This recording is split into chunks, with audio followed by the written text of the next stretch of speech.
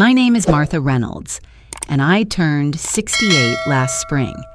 I've spent most of my life in a hospital kitchen, measuring spices the way some people measure years, carefully, hoping the flavor lands just right. Tonight, I'm standing in my own living room in the suburbs of Cleveland, where the lights are warm and the ham smells like molasses, and my son Daniel looks at me as if I've ruined the recipe of his life. He says, "Paying our bills doesn't make you family, Mom."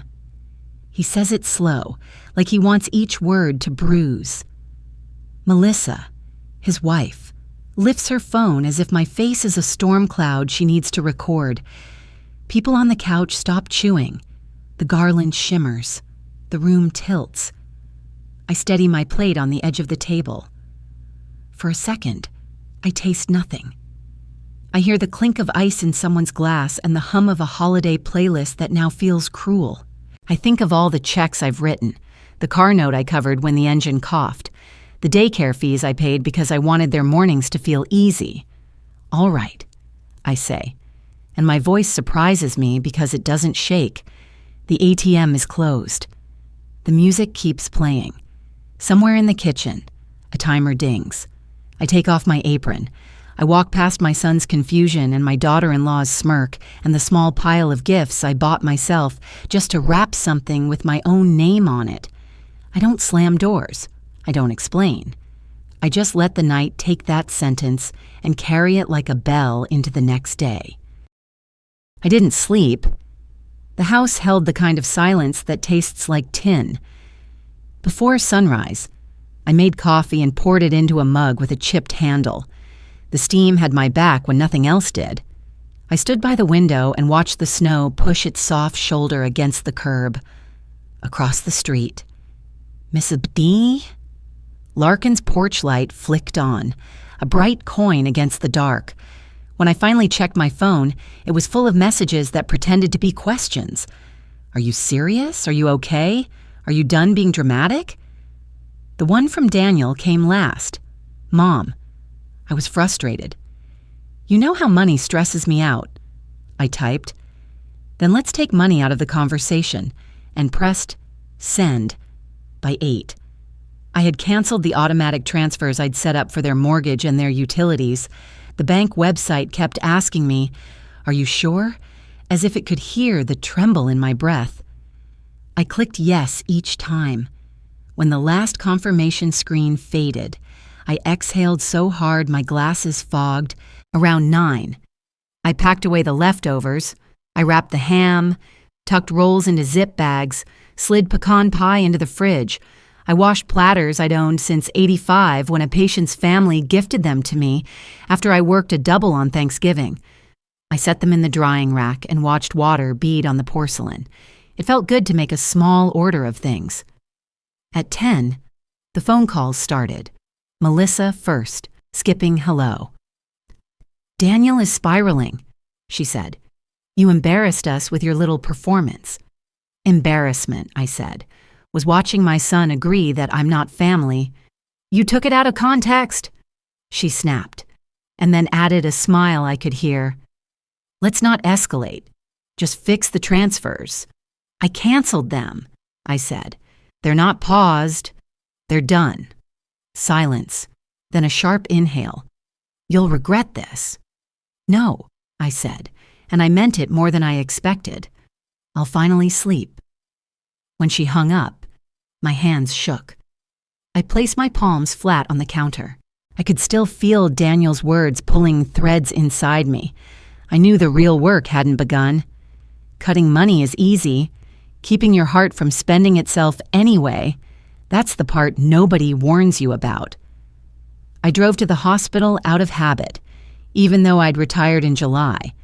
The parking lot still smelled like salt and exhaust. I sat in my car and let the heater tick and thought about the decades I spent in the basement kitchen, the metal shelves, the orderly chaos of a breakfast rush, how a line cook knows what you need before you ask. A kitchen is a place where your hands prove your worth. A family should be, too. Somewhere along the way, I forgot to require that. I first started helping Daniel when his student loans came due. It felt natural, like an extension of the casseroles I used to set on the counter when he had a tough week in middle school. Then came the engagement ring, and when the proposal photo went up on Facebook, the caption didn't say who covered the last $400 because a manager cut shifts. It didn't need to. My pride was quiet and full. When the twins were born, the daycare bill was more than their car payment. I didn't hesitate. I told myself I was giving them the smooth sidewalk I never had. Every transfer was a promise I kept. 6 months ago, the hospital called me back for a small retirement ceremony. I wore a navy blouse. The orthopedic surgeon, whose mother I'd once comforted in a long, thin hallway, pulled me aside. His mother had passed, he said, and had left me something for kindness I didn't forget. I thought it would be a quilt or a brooch. It was a check I had to blink twice to read. $900,000. My throat closed around the number. I didn't tell Daniel. I wanted to see if love changed when money did. I learned it doesn't change. It reveals. So I met with a lawyer named Harper who listened more than she spoke. She told me about boundaries like they were a fence you can build without offending the grass. She asked if I'd kept any proof of how I'd been spoken to. I had voice memos from a few heated calls, saved not to trap anyone, but to remind myself not to rewrite history when I missed their laughter. She said, "You don't have to use them. Just know you're not imagining this." That night after the party, I played one back. Melissa's voice. She's basically a walking wallet. It felt like biting foil. I didn't cry. I let the words do their small, ugly work, and then I started mine. By Monday, Daniel's text had shifted from, "You can't be serious," to "I'm worried. The mortgage is due." I replied that worry lives lighter when it doesn't rent space in my bank account. He called. I let it go to voicemail. He left a message where he tried to sound calm and only managed careful, "Mom, Melissa is upset. The kids need stability. We need to talk." We met at a cafe near the highway, the kind where the coffee is better than it looks. He arrived late, coat unzipped, hair failing at being tidy. He hugged me with one arm, the way you hug a person whose answer you can't afford to hear. "Let's be adults," he started, and I almost laughed because that was exactly my plan. "I've been an adult longer than you've been alive," I said. "Let's be specific." He leaned back. "You blindsided us." "You told me I wasn't family," I said. "I took you at your word." He rubbed his face. For a moment, I saw the boy who once cried when he scraped his knee and pressed his cheek to my apron. I wanted to reach for him. Instead, I reached for my coffee. "We can fix this," he said, "just until we're back on our feet." "You have 2 incomes," I said. "You have options. Cut the gym membership. Sell the second car. I helped for years. Danny, I won't help at the price of my dignity." He flinched. "You and your pride." "Me and my boundaries," I corrected. He drummed his fingers on the table. "Melissa says you're trying to humiliate us." "I don't need to try," I said, and the steel in my voice surprised both of us. "You did that at my dining room table." We sat there in a small stalemate, each of us weighing the cost of being right. He finally said, "We have late fees already." "Late fees are not a moral emergency," I said. "They're a calendar." He sighed. "You sound like your lawyer." "I sound like your mother," I said, "who is finally acting like one." He pushed back his chair. "You'll regret this." "I already did," I said gently. "For years." When he left, I watched him cross the parking lot and get into a car I helped him buy. The window fogged as his breath hit it. I let myself feel the ache fully, like letting a kettle scream so you don't forget to turn off the flame. Clara called next. Melissa's mother had always performed wealth the way some people perform hymns, loudly. Convinced volume is proof.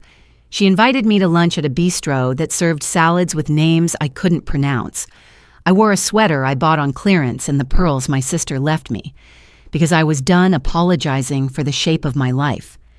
She began with kindness sweet enough to rot.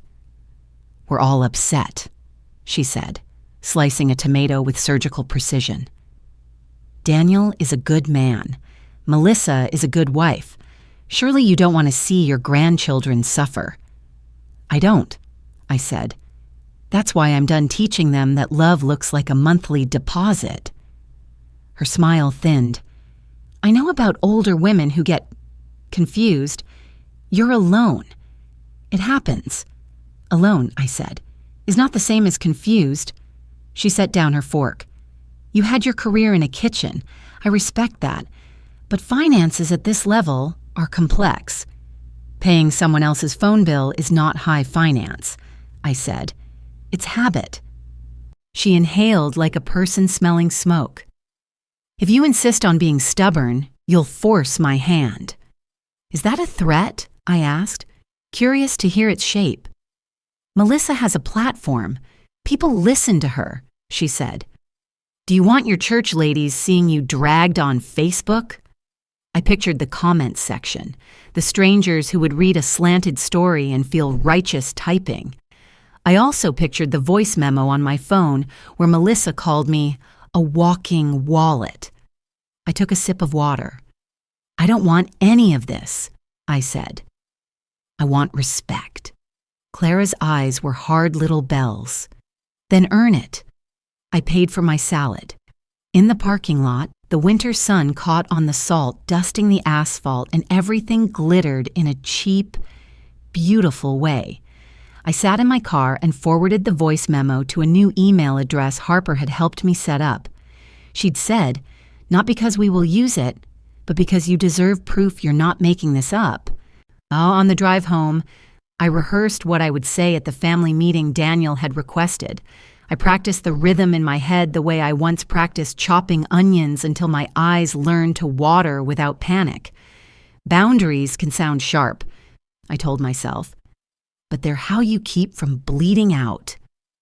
We met in my living room on a Saturday afternoon when the sky looked like it couldn't decide between snow and rain. Daniel sat forward on the couch, elbows on his knees, the way he always has when he's scared. Melissa arranged herself as if cameras might arrive. The twins were with a neighbor. "I'm sorry," Daniel said quickly, the apology tumbling out like a coin. "I shouldn't have said what I said. I was stressed." "Stress is not a hall pass for cruelty," I said. "Apology accepted. Now what's your plan?" Melissa jumped in. "Our plan is you resume the transfers for 3 months while we—" "No," I said. "Your plan, not my bank account." She blinked as if she hadn't heard. "We're doing our best." "Then you'll be fine," I said. Daniel rubbed his neck. "Could you at least pay the late fees? Just this once?" "No," I repeated, and steadied my breathing. The air felt crowded with old habits. Melissa stood. "This is ridiculous. You're choosing pride over family." "I'm choosing self-respect over being used," I said. "That's not the opposite of love." Clara had insisted on coming, and now she cleared her throat from the armchair as if preparing to announce a verdict. "Perhaps we should talk about what Martha can reasonably contribute, given her resources." Daniel shot her a look. Confused, Melissa looked panicked for a split second. I knew then they'd been talking to her about my money, which meant they suspected. Word travels in families the way heat does, through vents you don't notice until you feel it on your face. "My resources," I said, "are not a community pool." Melissa's voice sharpened.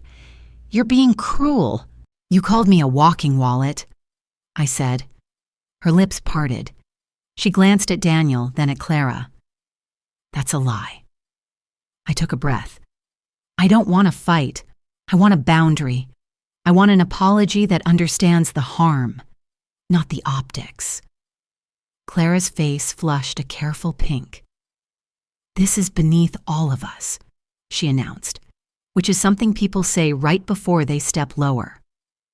They left in a huff, Melissa muttering about telling our side. Daniel lingered at the door, eyes bright with a kind of fear I recognized.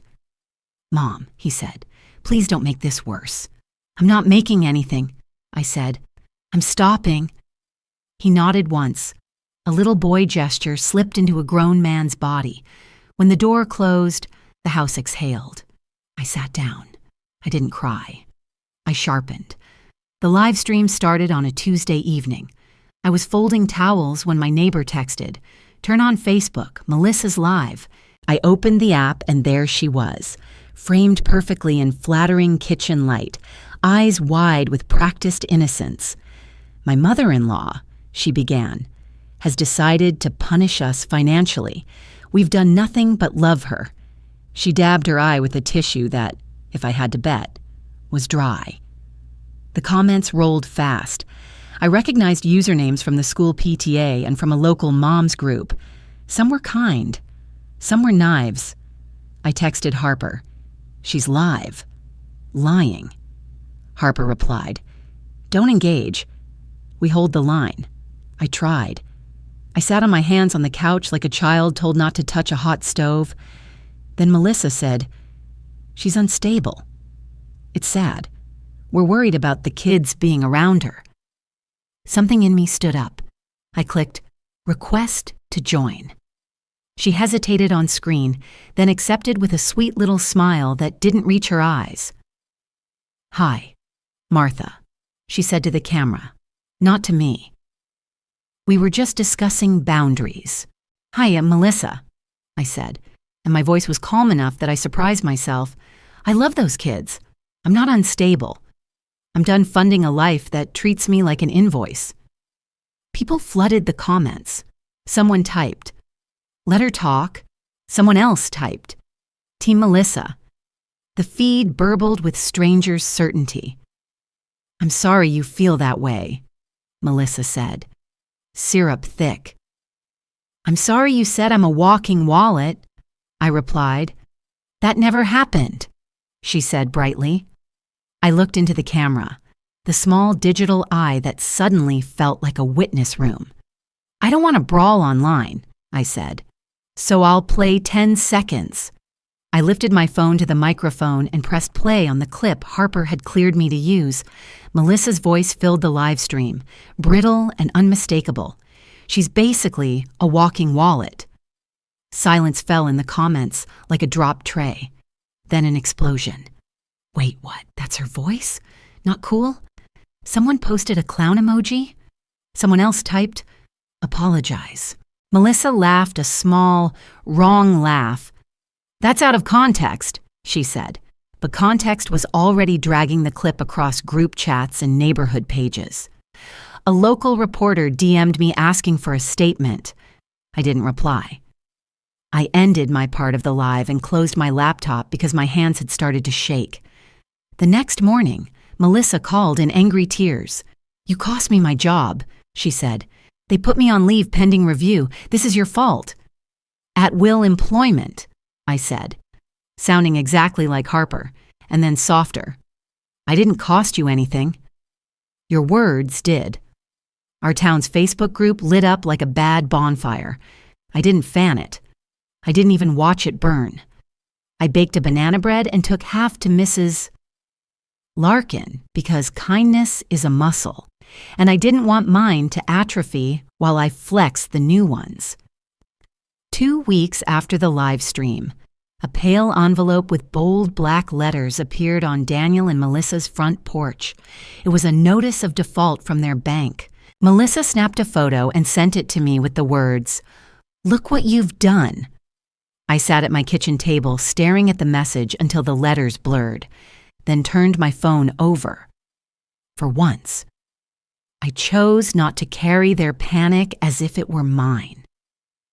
That evening, Daniel came to my door alone. His face was hollowed by sleepless nights, his coat half-buttoned, his voice nearly gone. He stood on the porch as if unsure he was welcome. "Mom," he said finally, "I don't know how to fix this." I let him in.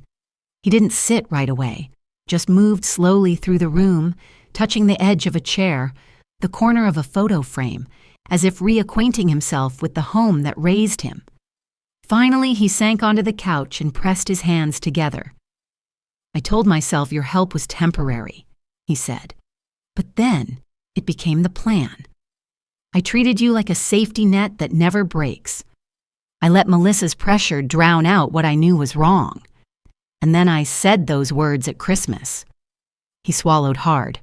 "I can't believe I said them to you." I sat across from him, my hands folded, waiting. "I'm sorry," he whispered, his eyes shining. "Not just for the sentence. For all the ways I turned you into an institution instead of a mother." The room held stillness, thick as wool. "I'm sorry too," I said softly. "I blurred the line between love and money, but that line is drawn now." He nodded, defeated but lighter. "I'll stand before the family. I'll apologize in front of everyone. They need to hear it. I need to say it." I agreed, on one condition. No more online rants, no more threats, just truth. He promised. And when he left, I felt something shift. I hadn't won, but I had reclaimed my worth. That felt better than victory. The family gathered in my living room again, the same room where holiday lights had once framed my humiliation. I brewed coffee, set out lemon cookies, and tried to steady my breath. The couch groaned under the weight of cousins, aunts, and Daniel himself, who stood slowly, his hands trembling but his jaw set. "I need to say something," he began. The room hushed. "At Christmas, I told my mother that paying our bills didn't make her family. That was cruel. It wasn't true. She is my family. She's always been there, and I took that for granted. I'm sorry." The words cracked in the air like glass breaking. Some relatives shifted uncomfortably. Others stared at their laps. Melissa crossed her arms and rolled her eyes, but Daniel pressed on. "I don't want her money anymore," he said. "I want to be the father my kids can respect.